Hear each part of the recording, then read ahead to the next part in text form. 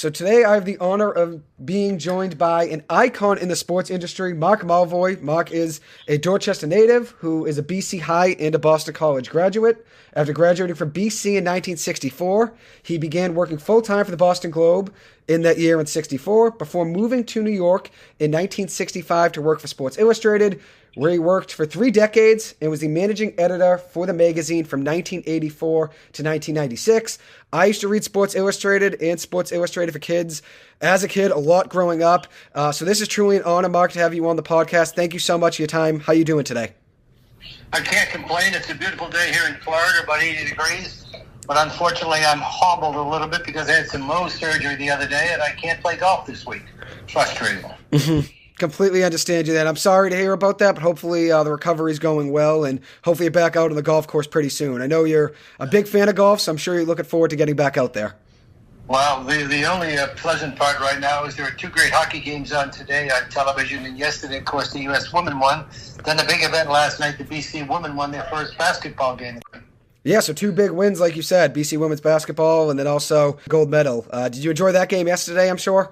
It certainly was. I hope that Boston College has a celebration for Megan Keller, who scored the winning goal and was a great player at BC for a long time. She'd rather have her drop the puck next weekend at one of their hockey games, but you never know. Hopefully that works out. But right now, Finland's meeting Canada 2-1 here in the second period, which is interesting. So we'll see. Yeah, absolutely. Yeah, like you said, it's a big time in sports here, and I think you're right. I think having some sort of puck drop next week with Megan Keller there would be very special. I think that'd be a great proposal. I completely hear you on that. But I do appreciate your time, Mark, and obviously the illustrious career you had in sports is one that's so unique, just being from Boston and then working your way all the way up to Sports Illustrated and being such a big presence in the sports world. I'd love to start with your background. Obviously, you grew up in Dorchester and, as I said, went to BC High in BC. Where did your love for sports begin? Well, I think growing up in Dorchester, we played street hockey, we played basketball, we played baseball in the summer. We did all those things. There were park leagues, but my high school yearbook says of me at BC High, aspires to become a sports writer. And that's what I always wanted to do, that rare individual, I think, who knows early in life what he wants to do. And then was in a position, because the Globe was right across the street from BC High, and I worked there all the time I was at BC. Actually, when I was still a student at BC, I made a 2-week road trip with the Red Sox, covering them when I was a young writer, actually as an intern, I guess, at that time, one summer. But it was really great. And I worked nights at the Globe. I sort of helped Eddie Miller with the BC Sports Information operation. Eddie was sort of the front guy, and I did an awful lot of the what I say, dirty work, but, the writing of brochures and stuff like that, and games, and there are a million games every night, which was great. And that kept me going, working at the nights at the Globe and doing all that stuff. It was a great life, and I have no complaints. I knew what I wanted to do, and that helped matters. Absolutely. And you put in the time, obviously, in the effort to being a full-time student and then also doing things on the side in the sports world. And it's funny you mentioned Eddie Miller's name. I didn't know Eddie Miller, the father, but I know his son. He's actually one of my season ticket holders at BC, and he's a great guy. Yeah, Eddie, the father, E. Desmond Miller, God love him, God rest his soul. And he did so much for BC. He was the face of the athletic program for so many years. And to do what he did with the affliction he had, being a polio victim, was really unbelievable. And he was a great person to learn a lot from. His personality skills were off the charts. And, he took very good care of me. I mean, I was his assistant, which paid about half my tuition, which was only about $700 in those days. And but he got me a meal card. I had a room if I needed it at nights, with the basketball games, the hockey games that, that I was, doing so many things for. So it really helped. And, he grew up in Dorchester, and Bill Flynn was there, and, it was a good relationship. Mm-hmm.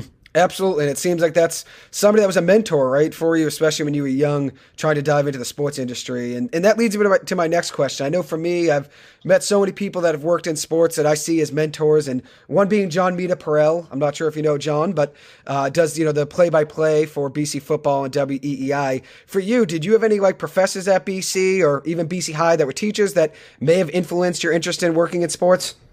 Well, they weren't not so much sports, but life. Father Ed Sullivan, who was the Dean of Discipline at BC High, God love him. He just he really helped me out, kept me on the straight and narrow, focused, and let me get away with a few things too, which was good. And then at BC, I don't think anybody was more important to me than the Reverend George Lawler, who was I don't know his exact title, but he was in charge of so much, particularly in the business school. Because I started at BC and withdrew after my first semester, passed everything, but I just needed to retrench in my life a little bit, which I did, thank God, and it worked out pretty well. And Father George Lawler, he was sort of the guidance counselor in the business school, and he really got me through. And then the great Dr. John Mahoney, the English professor, he critiqued all my articles for years in the Globe and everything like that. I remember one time I wrote a story and I wrote, "It goes without saying that so-and-so," and he said to me, "Mark, if it goes without saying, don't write it."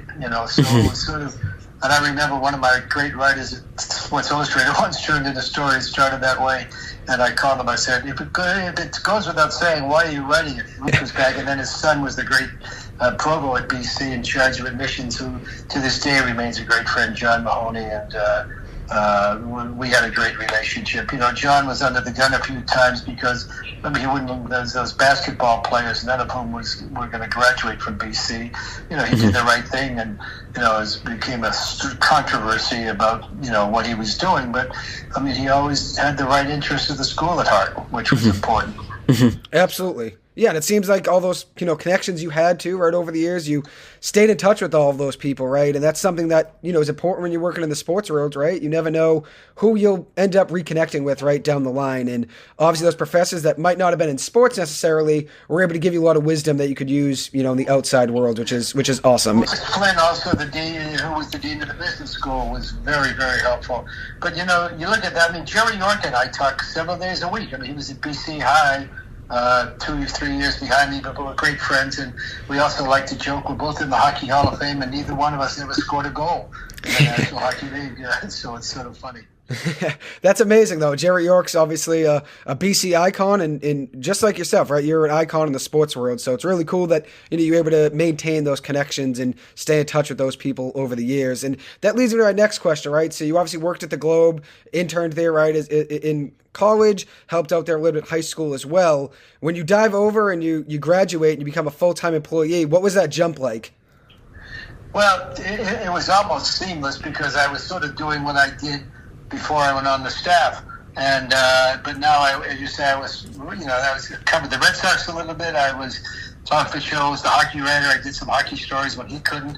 Then I went in the Air National Guard in November of '64 for 4 or 5 months, and it was during that time that Sports Illustrated called, and I made, which was not a difficult decision, believe me, to go to New York. I was one of 5 kids. Mother and father, the hardest working people but this to me I saw as a great opportunity, to broaden my horizons and my professionalism. And, with all respect, you work at the Globe and it was great, but, a road trip was going down to New Bedford or somewhere, and now I had the opportunity. I think I've been in every country in the world practically. I've been in South Africa. In the 70s, I went to Russia about 4 times covering sporting events. So, that to me, somebody who was wanderlust a little bit, that was a great opportunity. You got to seize the moment, and you got to have enough confidence in your abilities. I never fancied myself, and rightfully so, as a great writer. I wasn't a stylist. I was a reporter type writer. I collected great material, great facts, and presented them in a logical order. And to me, in journalism, you can survive well if you're a reporter, and it's more difficult if you're a writer who can't report because you need the information in the first place. Absolutely. And you obviously had the background being able to work for the Globe where you had that experience, being a journalist before you got to Sports Illustrated. And then once you got to Sports Illustrated and you were covering baseball and golf to start out, did you ever envision yourself one day becoming the senior editor and then one day down the line after that as well, becoming the managing editor of the magazine? Did you ever envision that? When they hired me in '65, I was going to write baseball. And then about 2 months after that, Jack Nicklaus was under contract to the magazine to do all kinds of stories previewing championships and some instruction stuff. And the guy who was working with him, Will Brown, decided he wanted to move to London. And so suddenly here I am playing golf and writing with Jack Nicklaus down in Florida. back in New York and traveling with him and everything like that for 5 or 6, 7 years, whatever it might be, writing baseball. Then hockey became a major sport with the expansion in '67. And, with my hockey background, it was an easy move right into writing a lot of hockey with my old roommate, actually, in New York, Gary Ronberg, who then left SI to go to work for the St. Louis Blues, which unfortunately Gary's passed away now, but he went off to work for the Blues and ended up writing in St. Louis and Philadelphia and other places. So I had all those three sports going. Hockey became a big sport. Then in '72, the greatest of all hockey series, still better than anything, the Canada-Russia series, 4 games in Canada, September 2, 4, 6, 8, and then the other 4 in Moscow, September 22, 4, 6, and 8. And, Canada winning with 34 seconds to go in the 8th and final game. I mean, that's a transcendent moment, and most people will tell you it's the greatest moment in the history of Canadian sports. But being there, I wrote a book about that with Kenny Dryden. Soon after that, I wrote a book with Bobby Orr. I then wrote a book, started to cover some pro football. As some changes were in the magazine. The Steelers, particularly in that generation, which always reminds me that the most underrated player I've ever seen was Terry Bradshaw. Won 4 Super Bowls, was a great quarterback. But then I wrote a book. I knew the agents for Darryl Stingley, and they asked me if I'd write a book with him, which I did, Happy to Be Alive, which I think was still a great book about the time he was left to be a quadriplegic after that vicious hit by Jack Tatum, and I ended up being able to work with Pete Rozelle to broker a deal with the Stingley family and the NFL, whereby they would take care of Darryl's expenses and his family's expenses, almost for the rest of whatever it might be, educate his kids and take care of his wife, et cetera, which was good. Anyway, so, all that evolved, and then I was traveling around the world, and now I had 4 kids, and they asked me if I wanted to be a senior editor of the magazine. So I said, why not?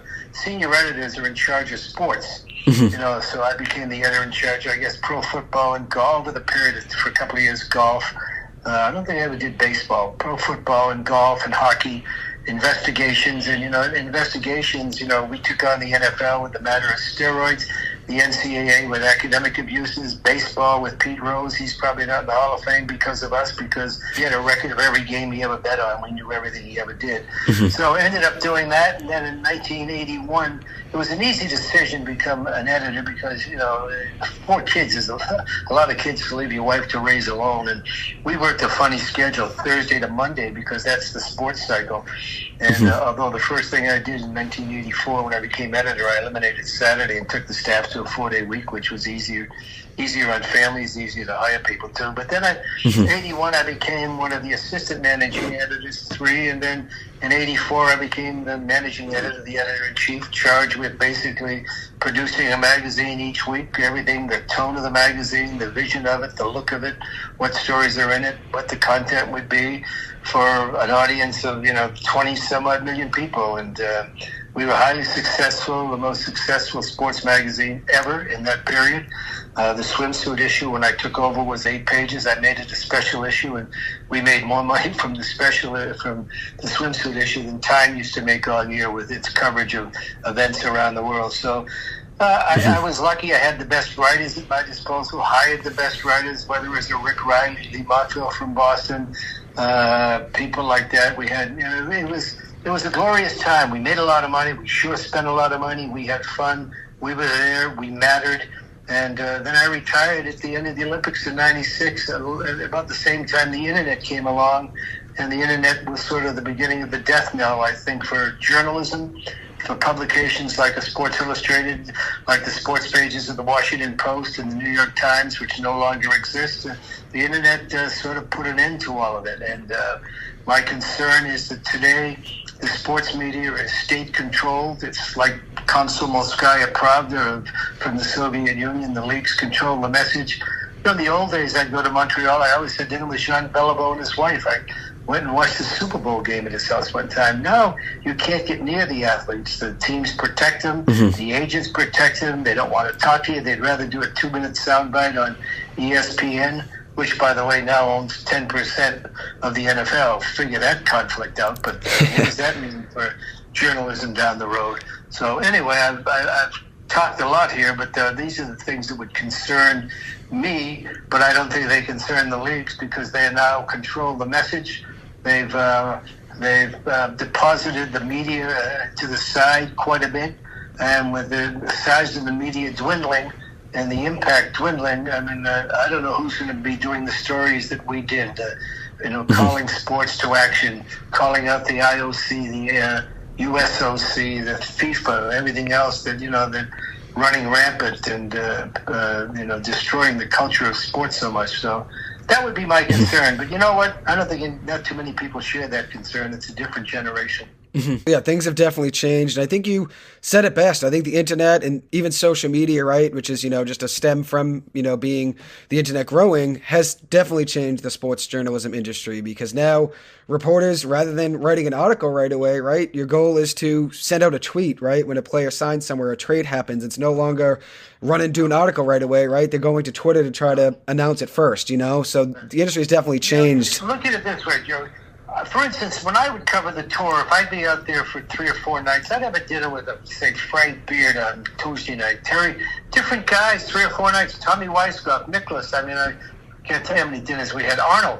I still have Arnold Palmer's phone number in my list here right on my phone. I could give it to you. A couple of years ago, I was taking one of my grandsons to the one who actually is on the BC golf team now, Tommy Mangan. I was taking the tournament in New Jersey, and he said, "Pops, can I use your phone?" I gave him my cell phone. All of a sudden, I said, "What are you doing?" He says, "You got Arnold Palmer's number here. I'm calling it." I said, "Tommy's been dead for 7 years. If he answers the phone, it's a hell of a story." I mean, in those days, you're doing a story. You needed a quote. You didn't want to. You'd call Arnold, he'd pick up the phone. You call Jack. I don't know anybody who's ever had more than hello and goodbye with Tiger Woods, for instance. So that's the evolution, the sad evolution of what's gone on, I think. Absolutely. Yeah, it's a changing times, right? And what would you say is what's going to come for, obviously, the Washington Post, the New York Times, like you said, have all, cut down their sports departments. Is that a sign of what's to come for other, publications in the country where they're all going to be cutting ties with sports, or at least lessening their sports coverage? Joe, it's more than a harbinger. I mean, it's you look at the Olympics, for instance. I wonder, the Globe Center, the Olympics, Sports Illustrated in my day, and if we were in Milan, I'd have 20 people there. And probably even more, including photographers. And our ad sales people, it would be Barcelona in 1992. We introduced the concept of entertainment to the Olympics by using a ship. We had the Vista Fjord. Every 4 days or 5 days, our ad people would bring in another 800 or 900 clients who had paid for the experience. And we brokered it. We'd entertain them and the whole bit.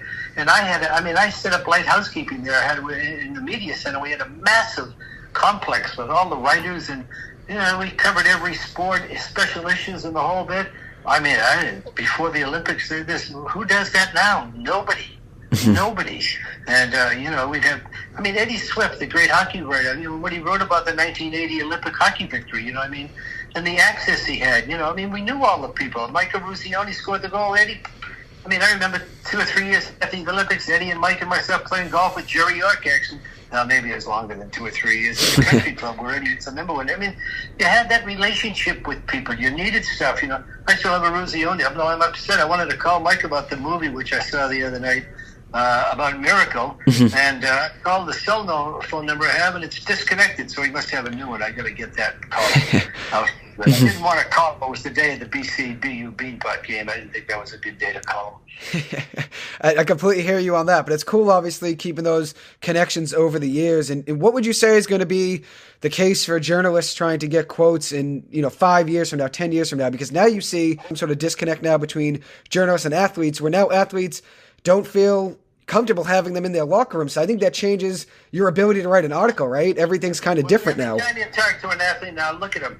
He's in a massive conversation. He's in a room, the backdrop of which has got the team's banner and everything like that, and their advertiser's banner. And the questions are programmed through a PR guy. And if they don't like the question, they just move on. It's pathetic. I remember the great Ken Dryden was a dear friend of mine. God love him. I had him on a trip when I was doing a story on the Cornell hockey team in 1966. I sat with him on a bus all the way from Ithaca to Potsdam, New York, and back. We became great friends. I wrote a book, and I talked to him at least once a month since he retired, at least once a month, see him occasionally. And I got an email from his wife on September 2nd. No, that was the first, September 5th. I called him on the 2nd because that was day one of the Canada-Russia series in '72, and we always talked that day. And nothing happened. I called the phone, and there was no response. I called the number again, the same thing. I said, oh, God. I knew he had some health issues because he'd been going to Boston a lot for treatments. And his wife emailed me on Friday morning, the 5th, that he had passed away. You know, that was a big loss to me. I still look at the great 4-minute video the Canadians did before their opening game as a testimonial to him. It would bring tears to you. I've shown it to more people. You know, Ken Dryden was different, and I don't know, I'm getting away from here, but they always used to say, the NHL, everyone said, well, Gary Bettman's always the smartest guy in the room. Well, maybe so, but not when Ken Dryden was in the room, because he transcended the mere playing of the game, the impact he had on Canada, the game, and everything else. It was brilliant. You know, but you know, that's the result of a friendship he had. I don't know, 20 years from now, any writer who's going to be talking to Tiger Woods once a month, or going to be talking to Brooks Koepka or any of these other guys. There's no relationship, and it's all been schemed that way, and I don't see it changing, to be honest with you. In fact, I always say to myself, what would I be doing now? Because maybe I'd be a neophyte in this industry and understand it, but the way we did things, it was so much more intimate. You talk to people, and you know, you go say, geez, I'm doing a story, we want to put you on the cover here, and you spend 4 or 5 days, you have dinner with a guy and his wife, and I remember doing a story in Joe Morgan for a 76, I guess it was, baseball issue. I spent a week with him in California, took him down to Cypress Point to play golf, had dinner with his family in Oakland. Well, we did a lot of things, and you know, that was a different era. It was such a great era, too. You know what I mean? The personalities, and you heard things, and you know, it was a different way of life. You protected some people in some ways, and you know, protected is probably not the right word, but you were mindful of the fact that you had a relationship, and you weren't going to destroy it over something insignificant. You know? Absolutely, yeah. That insight you provided about Ken Dryden was, you know, so cool to hear, especially considering he's a legend, and having that relationship with them where, like you said, you could give them a call, a player like him, or Ruzioni, whoever it may be, and actually get a quote where, you know, you're being able to talk with them person to person, right? Whether it's on the phone or face to face even. It's different today. I feel like now with social media, it's made it more of a barrier for reporters to even get questions out to players, right? Like you said, now there's PR people that'll say, yeah, we don't want that question, and then throw it to the side, you know? So things have definitely changed. You know, like Bobby Orr, a friend of mine, lady who works at our club, her husband's hero in life was Bobby Orr, and she wanted to give him a Bobby Orr signed Christmas. So I called Bobby. We got him a jersey. He signed it, sent it back. You know, it's all, that's friendship. I see Bobby. He's down here at the Jupiter Hills Club in Jupiter. I live in Vero Beach in the winter. So I'm down there to play golf or what have you, and I always see him. And you know, but that's, you know. I haven't had dinner with him in years, but that's a matter of geography. He's left Massachusetts completely now. He lives in the hills of the Carolinas now in the summer. And but you know, it's after I get in the Hockey Hall of Fame, when I was down a couple of years ago, he said, "You're on the wall." I said, "Well, you've got your own wall." I said, "I'm share a wall with a lot of other people." He laughed. That's really cool, though. It's cool that you've obviously, you know, maintained that relationship, and obviously a guy like Bobby Orr, just like yourself, you're both in that Hockey Hall of Fame, and that's the next question I want to lead to is how much of an honor was it to receive that Elmer Ferguson Memorial Award in 2023 and also be inducted into the Hall of Fame, and obviously your ability to break the barrier between, you know, Soviets and international hockey in general and journalism. You were able to break that barrier. So first question is, how much of an honor was it, you know, to get into the Hockey Hall of Fame? And then also, how difficult was it to break that barrier between journalism and then, I'd say, not just Soviet hockey, but just international hockey in general? You know, I was in my car driving down to Miami Airport to pick up my son Tommy, who graduated from BC in 2000. He lives in Switzerland with his wife and his son. They live up in the Alps. They're probably skiing right now. Anyway, and I got the call saying that I was thrilled, to be honest with you. Scotty Bowman was funny. He said, you know, this would have happened about 20 years ago, but they had to wait for all the people you pissed off to die. You know what I mean? So it was sort of a funny thing, but I was delighted. It's just to see your image on the wall there, your plaque and everything with half of it's written in French, which is interesting. But there you are on the wall, and you know, the Hall of Fame is a wonderful building, and there's one of the walls on the side is a full wall honoring journalists and broadcasters for their contributions. And I knew so many of them, the Red Fishes, Tom Fitzgerald from the Globe, and people like that. You know, and you know, the bottom line is hockey in those days. Let's face it, when the NHL expanded, I mean, they're going to divergent territories, and you know, the fact that the media was there to help introduce the sport to so many parts of the world was important. And it was recognized, thank God. And but you know, I think the NHL would have preferred if every story you did was whatever it might be. But you know, you had to do stories that you know, the Edmonton Oilers had some issues in the late '80s, and that was reported on. But hockey players, as a rule, are just generally a fascinating group of guys. I mean, the Canadians of their generation, the Bruins when they were so good, you know, that was a different era too. So it all worked out pretty well. Absolutely, and it's obviously an honor to make it in. It's an honor to have as big of a career you had in sports. I feel like just to grow in the industry, right, it's not easy and everybody has their own path, but you obviously found your way, you know, working your way up the ladder and doing it the right way, right? Being a journalist and a reporter. You have to do it the right way. You make friends and you make enemies, but you have to be honest in the process. And, you know, back in 2004 or 5, maybe, or 3, 4, or 5, I was honored to be inducted into the sports tradition there at the Garden. Unfortunately, I couldn't make it because I was having dinner with the royal family at that time at the 250th anniversary of the Royal and Ancient Golf Club in Scotland. But those were, you know, those are great honors. Being in the BC High Sports Hall of Fame too, which is great. I know BC, despite the fact BC has more people and more power in the media. You look at Lenny DeLuca, who sort of ran ABC, and Bob Ryan. You look at Kevin O'Malley, who ran CBS Sports, and that was not a goal. I'm watching Finland here, which is 2-1 with 17 minutes to go, but we're happening. You know, BC has generated an awful lot of people, and in fact, one of my frustrations, I think a lot of our frustrations, is the fact is BC's trying to figure out where it's going in athletics.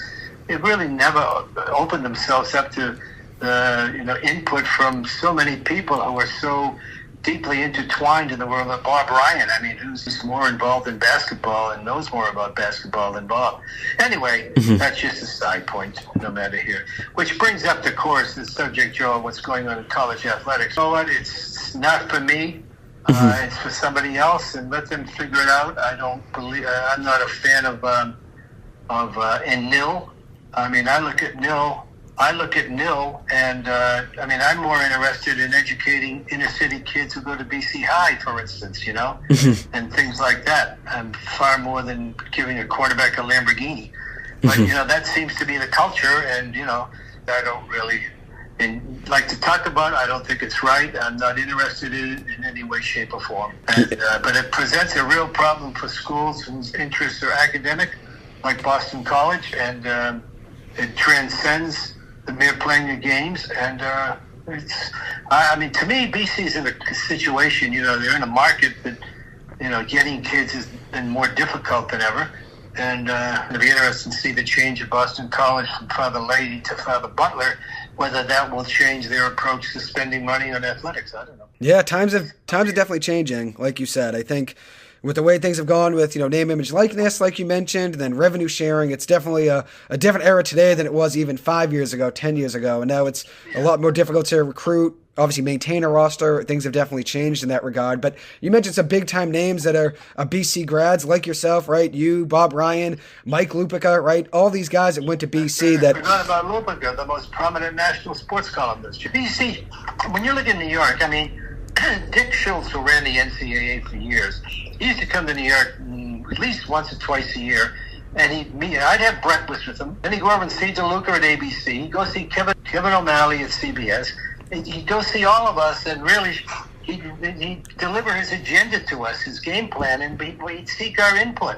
And I'm like, there was one particular thing he wanted to do, and I convinced him why it was such a bad idea, and went over to Tweedy DeLuca, as I called Lenny, because he always had a tweed sport jacket on, and the same thing, and you know, told him the same thing. So it was helpful. You laugh at this. One time, Dick used to fly a plane, and he leased a plane. One time he came, and his plane, something happened to the plane. He couldn't go, so he got him one of our planes to take him back one of the Time Inc. planes to take them back. I guess they were going to Kansas City in those days before they moved to Indianapolis. But that's the only way it goes. You got to have that type of communication, and if you don't have that type of communication, nothing works. Believe me. Just there's so much going on that you get quarterbacks making fortunes.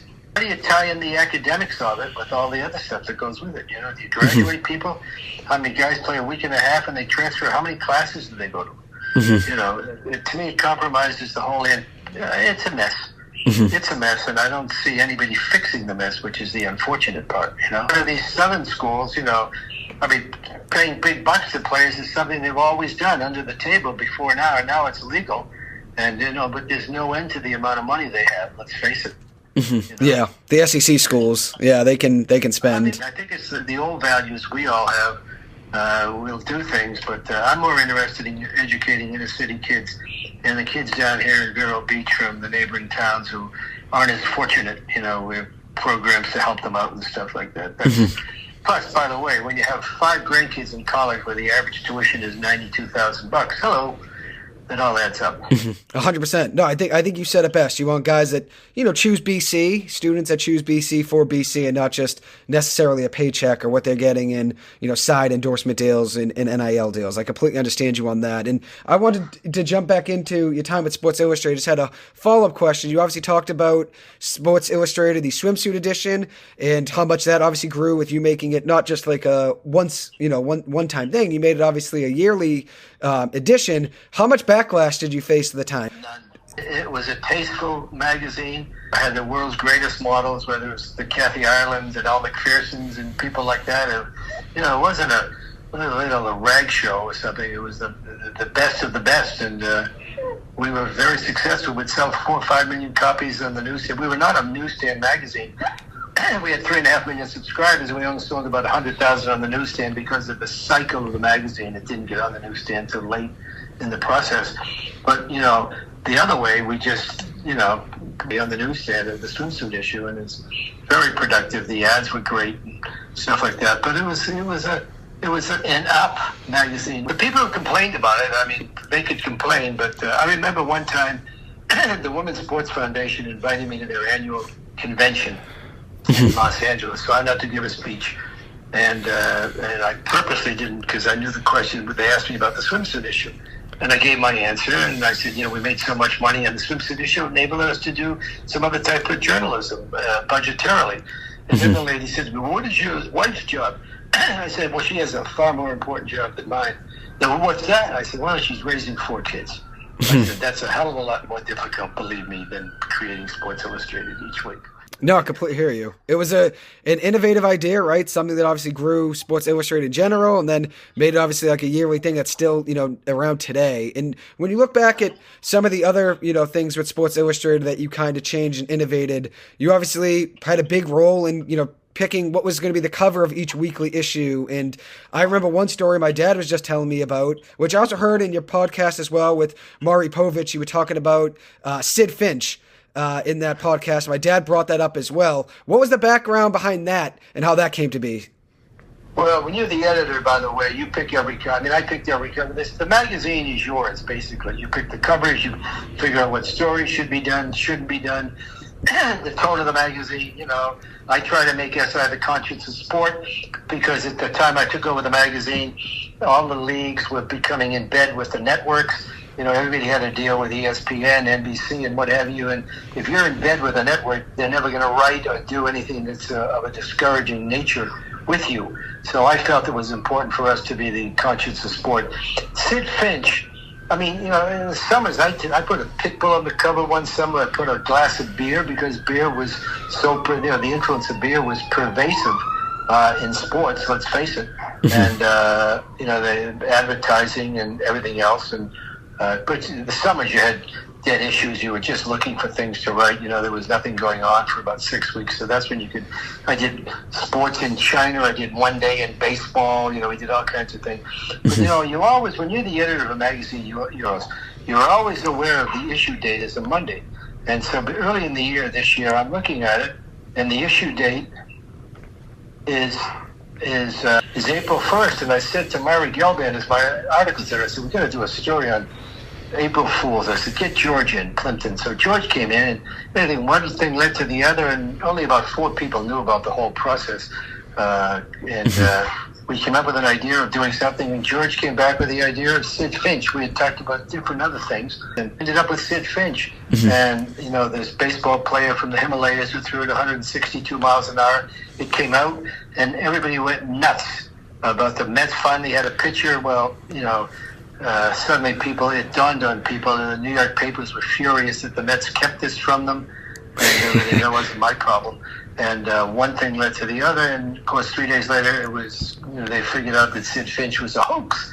And some people were very upset, including some people within Time Inc., that we would play around with writers like this. But to me, you got to have a little fun. George Vesti wrote a piece in the Sunday Times thanking Sports Illustrated for bringing a little fun and what have you to the world of sports, which we did happily. Anyway, George, it turned into a book. It became a big thing. The Mets had a big celebration last year on the... I think 40th, because it was 1985, I believe. 85, 40th. They had a celebration of some sorts, and watching this game, Joe, at the same time, it's 10 minutes to go here. And crunch time. Finland's leading, and they got a great goalie, Saros. He's been in. In fact, I've been talking with my friend Poyle today, the general manager of the national team, who drafted Saros centuries ago, and it worked out pretty well. There's Brad Marchand trying to cause a little disturbance and doing a pretty good job of it. Anyway, it's usually what he does, yeah. Sidd Finch was a gamble on my part. I was only the editor for about, at that time, 9 months or so.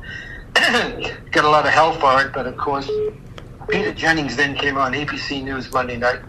I was at a dinner, a magazine dinner at 21 with a lot of advertisers. I was just telling them what we're doing.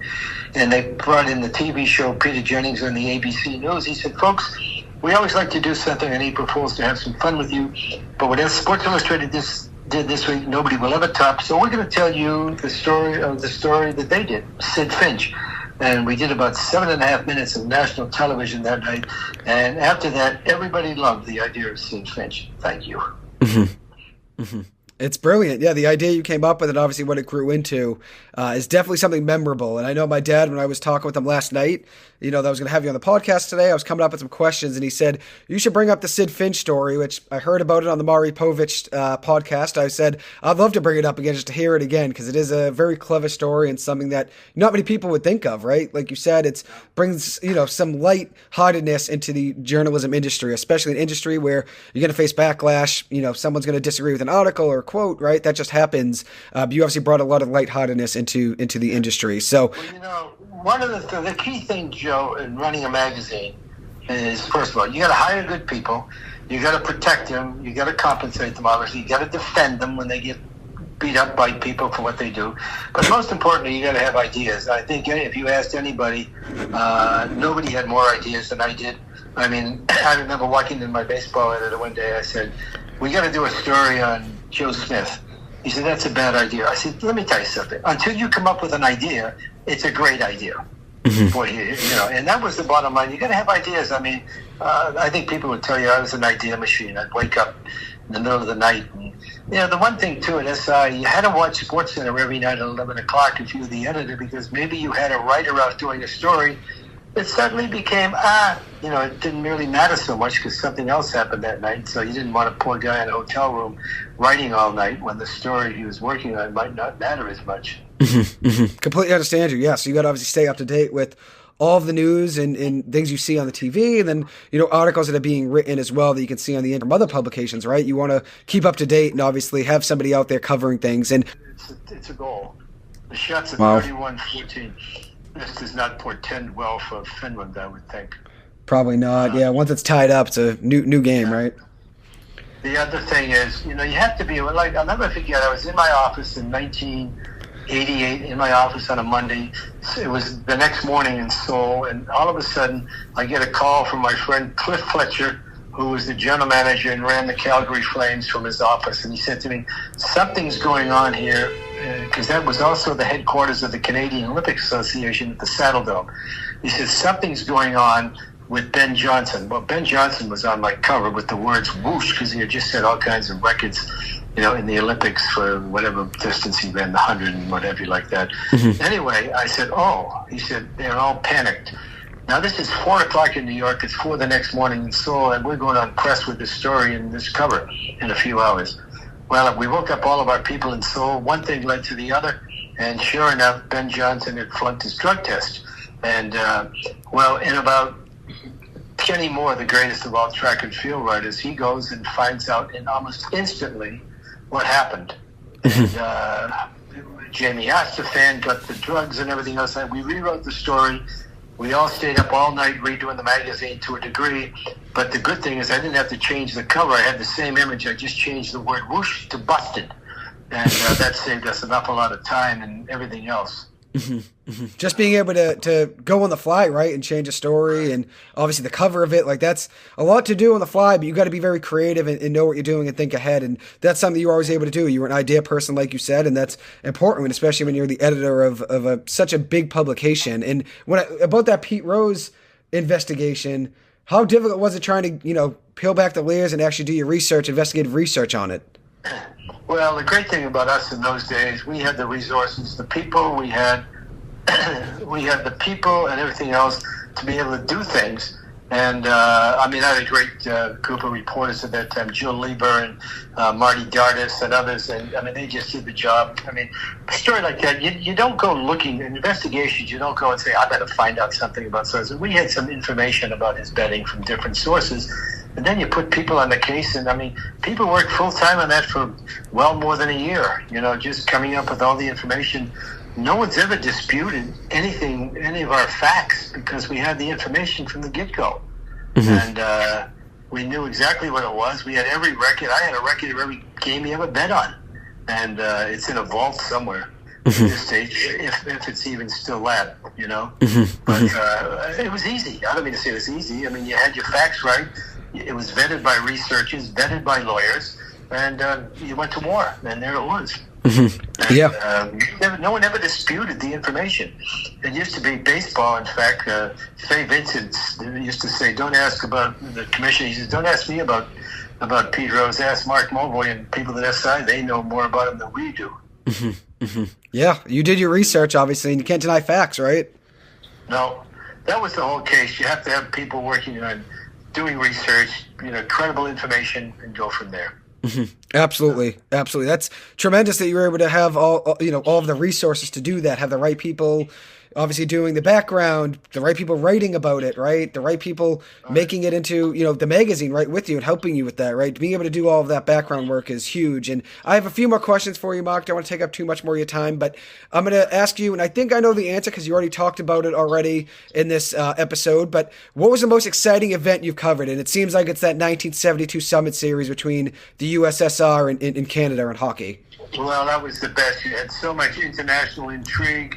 You had the Russians, showing up on this type of competition for the first time, the first ever meeting of the two superpowers in hockey, pros against the Russian pros. They used to call themselves amateurs. The Cold War was going on. Being in Russia, the hotel, the Russians had all this food brought out there, and it was missing, and all the beer that Molson's and everybody had shipped out for them was missing. It was just... But, phones were tapped and rooms were bugged, and it was fabulous, and I had a great time, and I loved every minute of it.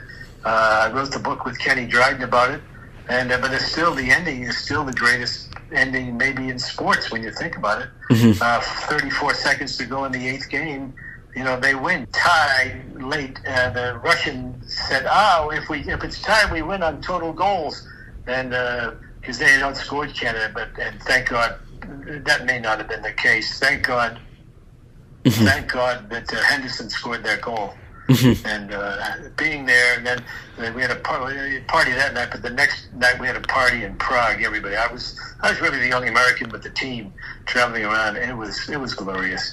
We arrived back. We couldn't even land in Montreal on the way back because the people had overtaken the airport. We had to go to the other airport in Montreal, and when we get to Toronto, there are 500,000 people at the airport. Overtaking the airport, getting off that plane, I tell you, was really something. Passing through the crowds. I had a hockey stick signed by the Canadian Soviet players I gave it. One of my sons has it now. So, but it was just a momentous event. Then I went home and sat down for a day to reintroduce myself to my family, because I'd been gone pretty much almost about 6 weeks with trips to Russia and through Canada. And I sat down, and then in the next 7-8 days, I wrote an 85,000-word book with Ken, the Ken Dragon book. Anyway, that was the fun of it. That's amazing, though, just to be able to hear all of that, and to be there and see it is one thing, and then obviously be able to write the book afterwards is so special. And I hope to read that book. I'm going to purchase a copy and read it, because I think that's something that, like you said, something that's so memorable in history. And obviously I wasn't alive at the time, but to be able to reread that, to read that, relive it just through your writing would definitely be special. If you want to really read a fantastic book about hockey, maybe the best book about a team, about a thing like that ever written, is Ken Dryden's book, The Game. You know? And you were part of that too, right? A little bit, but I don't talk about that. I had a little, when I got a copy of the first draft, I had a little discussion about Ken about a few things that I thought he changed a few things, which is good. Absolutely. It had nothing to do with the book. It was a brilliant book. I'll definitely get a copy, though. It'd be nice to read, for sure. That's really cool. And I don't want to take up much of your time, as I said, so I'll try to let you go in a second. I got one more question for you. Who is on your Mount Rushmore of Boston athletes? Felton would be number one. Felton is William Felton Russell. There's no way he's not. I mean, what he did in Boston was unbelievable. It took the fans too long to appreciate him and his everything. But William Felton Russell, I always called him Felton. God love him. Bill Russell, yeah. Yeah. Obviously, Tom Brady, number two. Obviously, Robert Gordon Orr from Parry Sound, Ontario. And the real question is, who's number four? Except it's not a question. Theodore Samuel Williams. Ted Williams, a legend. Did you ever have the opportunity to meet him?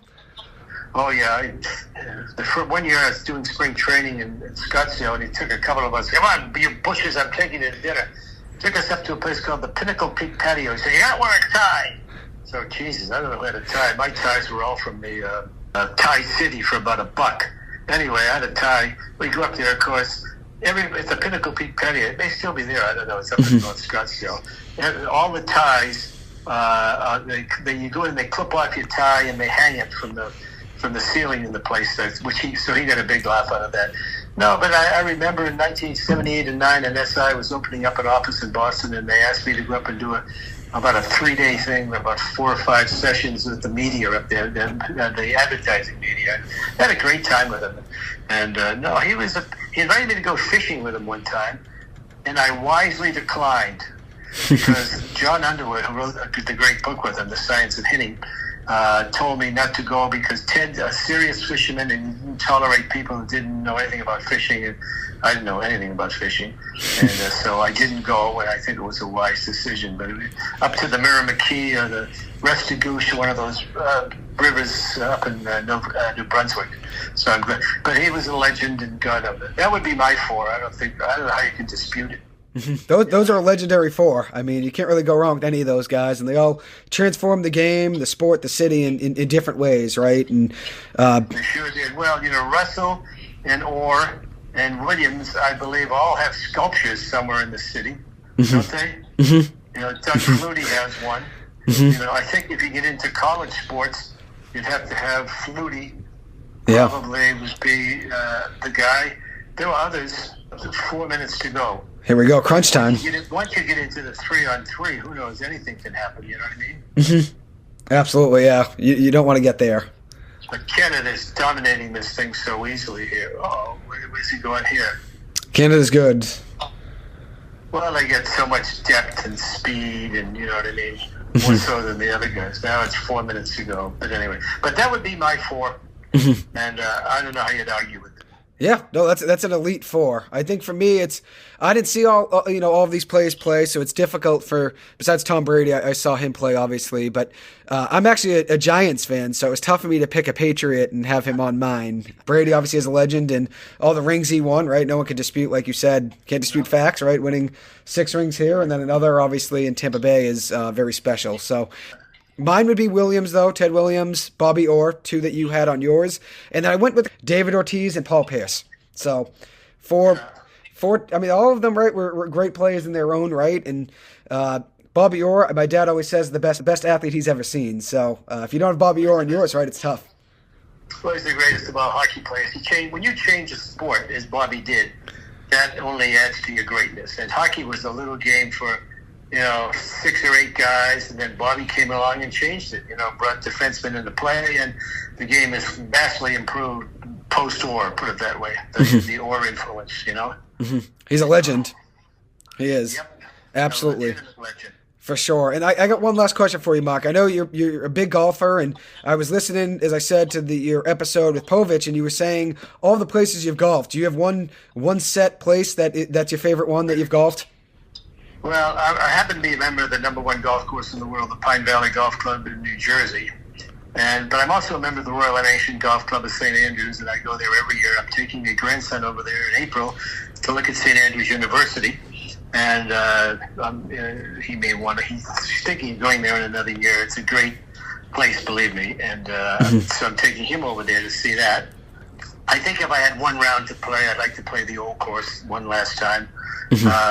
When you walk up the 18th hole in that canyon of great old buildings, the R&A clubhouse and all the buildings on the right, and the sea on the left where they filmed that great movie, Chariots of Fire. Mm-hmm. I mean, you walk up the 18th hole with half of the rest of the world there taking pictures of people playing. There's just something about it. And I'll be playing there the 3rd week of April, 2 or 3 days, being a member of the RNA. It's just a sensational experience, and it's hard to beat. I also go every time there's an Open Championship there. 2 years ago, I went over with a couple of my grandkids in 2002. It's there again in 7. And I don't know, these kids will be juniors in college or seniors and getting away to work at that time.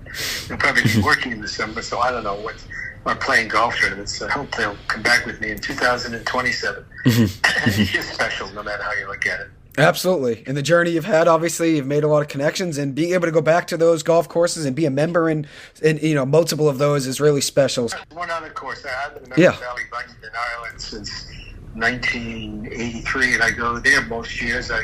I'm going over this year on about 12 days, and one of my daughters and her kids, and Tommy, who's on the BC golf team, I know is going to be with us. And that's special going over there. It's right on the west coast of Ireland, and being from Ireland, it's going to stay at the same place right at near the Valley Bunyan Club all the time. And we use that as a jumping off place. And this year I'm taking some of the kids up to, my father was born up outside of Galway in a town called Uachtarán. I'm going to take them up there for the day. I don't drive over there anymore because if I have a driver take us, you don't want to drive on those roads, not at my age. You know what I mean? Get behind Mrs. Murphy's cows, you could be there for a week. That's really cool, though. It's amazing that you're able to obviously have all those trips planned, and it's great to spend time with the family and obviously be out on the greens, right? There's no better place. So that's amazing. The family, all 20 of us, a couple of times to this Flathead Lake Lodge in Montana, which is one of the great family vacation spots in history. Switzerland, his wife and their little guy there. So we're going there, and I just booked a trip for my daughter and her husband. One of those cruises around Iceland. I've landed in Iceland, refuel planes, but I've never been there, so we're going to go with her, Kelly, and her family. That's amazing. All the time you get with your family, being able to spend that time with them, even when they're still in college, right? You have the grandson at BC, being able to spend time with them, while they're still obviously young and want to go and be on family trips. So that's amazing. So I'm happy you're able to still do all that and get to go to places like Montana, right? That's really cool. Here's one thing we're doing next week, for instance. A bunch of us BC grads down here in John's Island Club, where I live in town here. We got the BC golf teams coming, men and women coming down the 1st of March for 5 or 6 days. We're hosting them for golf and a couple of dinners and, doing all these things with them, which would be nice. That's awesome. Just been working on pairings. These kids can play. Thank you so much for your time. It truly was an honor to be able to talk with you, to be able to hear all of your insight and what it's like working in sports, and hearing about your illustrious career is truly a pleasure and an honor. So thank you so much, Mark, for your time. Thanks, Joe. I enjoy it. Take care and have a great rest of your day.